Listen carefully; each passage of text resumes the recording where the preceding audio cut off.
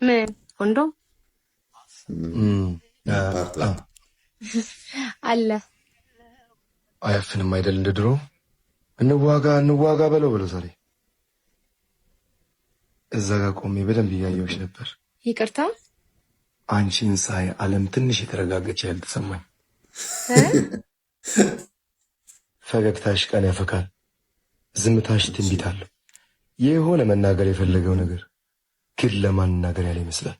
ልታወራኝ ሞክር። ኧረ እየጀነጀነሽ ነው። ኧረ ምን በወጣሽ ከእንደኔ አይነቱ ጋር ግን ካላስቸገርኩሽ ስምሽን ንገሪኝ። ለምን? ላሰራበት። ተጫዋች ናት። ለሰዎች ፈገግታን ከሚሰጡ ሰዎች ጀርባ የሆነ ሀዘን ይኖራል። አዎ እሱማ ሰው አይደለም። አንቺ ብቻ ተናገር የሚያስብል አንደበት ነው ያለሽ። ዛሬ ምን አይነት ንብድ ነው የላከብኝ? ለአንቺ የሚሆንሽ ግን ይቅርታ፣ ብዙ ጊዜ እንደኔ አይነት አስቀያሚ ያጋጥምሻል ማለት ነው። ማንም ሰው አስቀያሚ አይደለም። ሁሉም የሱ የእጁ ስራ ውጤት ነው። ዘው ብዬ የሆነ ነገር ላውራሽ። እሺ አውራኝ። አንዳንድ ሰዎች ህይወታችን ዝም ብለው ይገባሉ፣ ግን ህይወታችን የሚሞሉት በድምጽ ብቻ ነው፣ ተግባር ላይ ያሉ። ስለምንድን ነው የምታወራኝ? ይቅርታ። ደስ ትላለህ። እውነት? አቤት ጀንጀና። ይስ ስለዚህ አንድ ጥያቄ አለኝ፣ ግን ከልብሽ ነው እንድትመልሽልኝ የምፈልገው። እሺ ጠይቂ። የህይወታችንን አዲስ ምዕራፍ እንድንጀምር ፈልጋለሁ። አቤል እባላለሁ። እንገናኛለን። ኧረ ይመችህ አባቴ። ስሜን እኮ አልነገርኩም። 091143 ዮርዳኖስ። ዋት?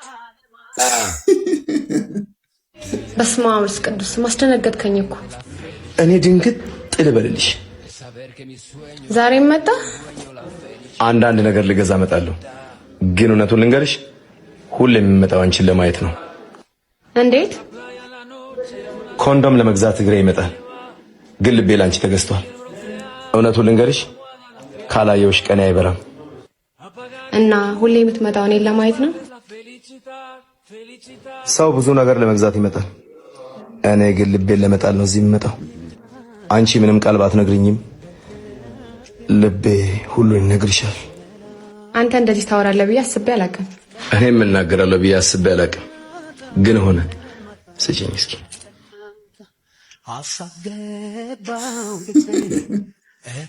አንድ ቀን ይሄን ኮንዶም መግዛት አቆማለሁ፣ ግን አንቺ መውደዴን አላቆምም።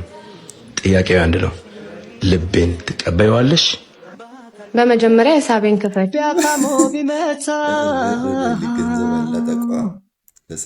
ቆይ ኮንዶሞቹን እየወሰድክ ምንድን ነው የምታደርገው? እየነፋው እጫወትበታለሁ።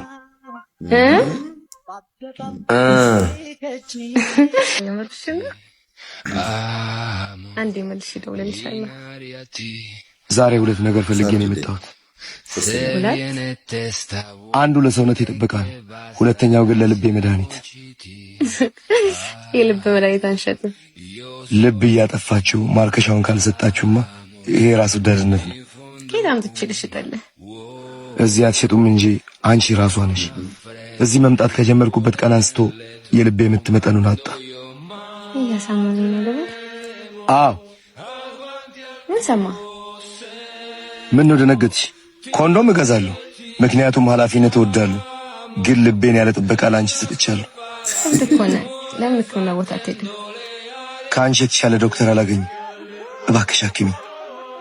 ኧረ አንተ ልጅ ግን ተወኝ። የሚገርምሽ ልቤ መመሪያ ያለው ፍቅር ሲመጣ ፋርማሲስቱ እንኳን አትደበቅ ይላል። እንደው ምን ያዝና ሂድ።